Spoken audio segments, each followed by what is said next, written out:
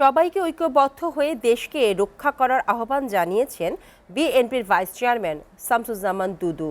তিনি বলেন, কেউ যদি মনে করে যে এই দেশের 1 ইঞ্চি মাটিও দখলে নেবে, সেটা বাস্তবায়ন হবে না। সকালে জাতীয় প্রেস ক্লাবে এক আলোচনায় এসব কথা বলেন শামসুজ্জামান দুদু।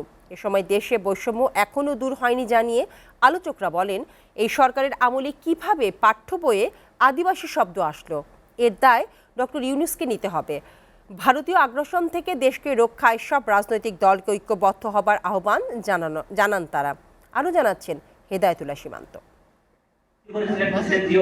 জাতীয় প্রেস ক্লাবে বাংলাদেশের পার্বত্য চট্টগ্রাম সমস্যা উত্তরণের রাজনৈতিক ভাবনা শীর্ষক আলোচনা সভার আয়োজন করে বাংলাদেশি প্রফেশনালস।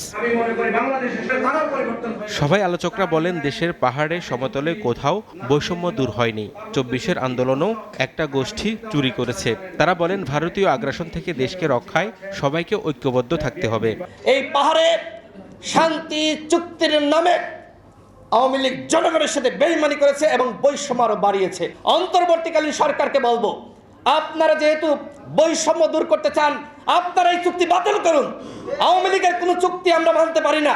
এই পার্বত্য চট্টগ্রাম ঘিরে শুধুমাত্র এই আদিবাসী বা উপজাতিদের চক্রান্ত নয়, আন্তর্জাতিকভাবে অনেক শকুনের চোখ এই 3 পার্বত্য জেলার দিকে আমরা দেখতে পেয়েছি। বাইরের একটা অংশ তাদেরকে মেন্টালি সাইকোলজিক্যালি তাদের পরে আধিপত্য বিস্তার করা, বাংলাদেশ থেকে তাদেরকে বিচ্ছিন্ন করার অংশ হিসাবে যে ষড়যন্ত্র করছে, আগামী দিনে এমন সরকার জনগণের নেতৃত্বে প্রতিষ্ঠিত হবে, এই সমস্ত চক্রান্ত ষড়যন্ত্রের সমুচিত জবাব দিয়ে বাংলাদেশি নাগরিকের যেমন অধিকার হবে, তাদেরও নাগরিকত্ব নিশ্চিত আমরা করব ইনশাআল্লাহ।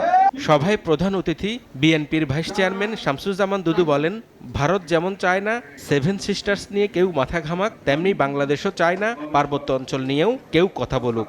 এতদিন পার্বত্য অঞ্চলে যা কিছু হয়েছে তারপর পিছনে কেউ না কেউ ছিল, কোনো না কোনো শক্তি ছিল। কেউ সমস্যা জিয়ে রেখে ব্যবসা করতে চায়, আর রাজনৈতিক বিষয়টি হচ্ছে সমস্যা সমাধান করতে চায়।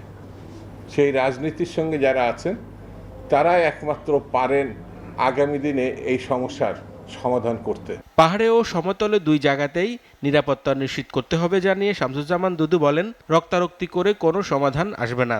রক্ত ঝরিয়ে আপনি স্বার্থ উদ্ধার করতে চাবেন, এটা ঠিক হবে না। আসুন আমরা ঐক্যবদ্ধভাবে বাংলাদেশটাকে রক্ষা করি, বাংলাদেশের মানুষকে রক্ষা করি। হেদায়েতুল্লাহ সীমান্ত, এসিটিভি, ঢাকা।